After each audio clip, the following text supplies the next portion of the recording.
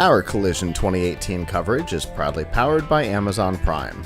Find out all the ways you can benefit from a Prime subscription and get a 30-day free trial by going to collision.live/prime and by audiobooks.com. Get a free trial and a free audiobook to keep at audiobooks.com using promo code TRY70. Jeremy. All right. Give us a little rundown of your company, a little bit about yourself. What's going on? So I'm Jeremy Haas. I'm the CEO and co-founder of Stashes Self-Storage, Inc. Okay. Basically, what we're trying to do is give people an alternative stream of truly passive income to also bring out the entrepreneurial spirit that people have along with the gig economy. So along with Air B&B, how people were able to rent out rooms in their home for other people to use and really disrupt the hotel industry.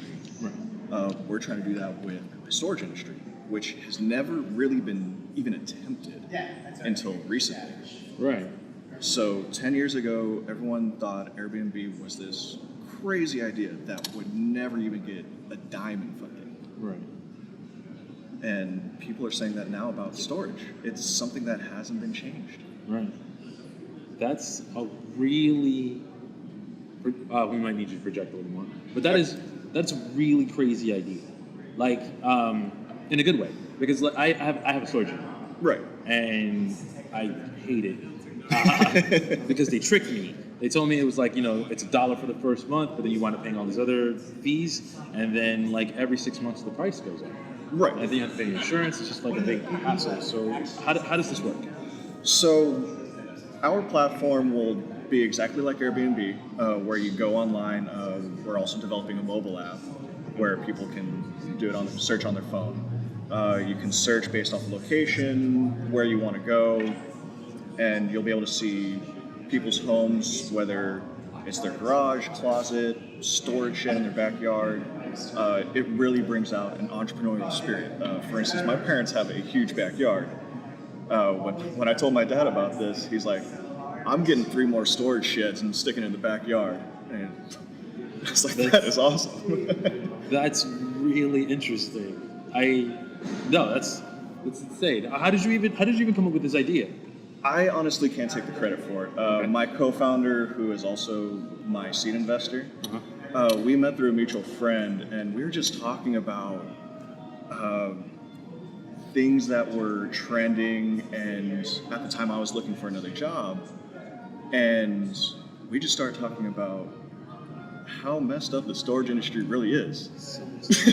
So much. And we started just talking about, like, how can that be changed, and how can technology disrupt that? Right. So then one night a couple days later, he called me and just said, I have a great idea, but the problem is I run my own company already. I don't have the time. Right. It's like, would you be willing to run it? And the more and more we talked about it, the more I fell in love with the idea, and the more I saw so many different avenues this could open up. Right. And at the time, we thought this was so far-fetched, like, what could really happen with this? But it was worth the investigation. Yeah. No, because I can't think of anything that's like it. So basically, I have a garage. I don't have anything in it. I download the app, and then I put up the dimensions of my garage, I guess, and then Yes. How are you guys monetizing the system? How does that work? Is there a set price for me to rent out my stuff? Do I set my own price? So the homeowners will be able to set their own price. This way, we'll be able to bring out the entrepreneurial spirit with people, because if I just tell you, okay, charge $100 a month for this closet you have, you're gonna say, oh, okay, I'm not gonna do a whole lot with it. But if I tell you, you get to set your own price, you may go out there and say, well, I'm gonna add security cameras, I'm gonna put security locks on this, I'll do all these different things to make myself stand out so people actually rent it. Right. That's really interesting. I like it. So how far are we talking? How far are we looking before something like this is ready to go? So we actually have a working product that we are going to launch in San Luis Obispo, California in a few weeks. what we want to try to do is get some homeowners there to sign up that my investor knows from when he went to school out there. Get them to sign up, get them to really test out the bugs. Okay. And then also, San Luis Obispo is a huge college town where over 70% of the kids come from either Northern or Southern California, so they don't live in San Luis Obispo. Right. So what better market to test than college kids leaving for the summer? That's a really good market. It's really And what's good. even better, we're trying to make this cheaper than storage units and more efficient. College kids want something cheap. For real, they do. They don't want to spend a lot of money. No. I'm giddy. Like I've never. This is it's such a cool idea. So you guys are here at CES looking for investors, I'm assuming. What are you guys trying to get out of Collision at CES? Our main goal is to really start creating a buzz about this, so that way we can really get feedback and get people's true concerns about this. Because obviously, if I go to a friend of mine, they're going to tell me, yes, this is a great idea, but they're not going to be truly honest with me. Right. But if I go to someone here, You want someone outside of the Venn diagram. Yes, Yeah. I want someone who doesn't know me and isn't afraid to tell me like you're stupid. Right. Because I'm going to learn. Yeah. I'm going to learn from that. If this is a bad idea, I tell you right now. Yes. No, I like it, dude. So you guys are just trying to get some buzz and feedback. Yes. It's not a bad idea. I mean, at this point, we're also considering looking for Series A, but we're also still premature for that in both, in our opinions. Maybe later on this year, once we validate our first market, Right. then maybe we can Find the bugs. Test Yeah. it out a little bit. Yeah. Because obviously, if we screw up badly, Well, yeah. San Luis Obispo is small enough to really contain it, Right. but it's also large enough to grow organically really fast. Right. And how are you guys trying to make money out of this? Is there like a percentage that you guys charge? We will take a set fee out of it. Right.